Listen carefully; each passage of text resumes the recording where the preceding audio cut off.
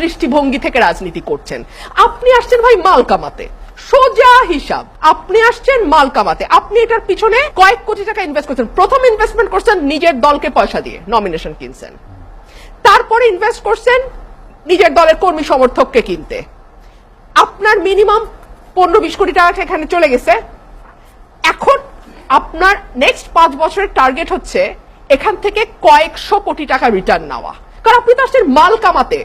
আপনাকে বুঝতে হবে আপনি ব্যবসায় বিনিয়োগ করেছেন। রাজনীতি is a business where you have invested, now you want your return back, তাই না? সো আপনি এখন আপনার টাকা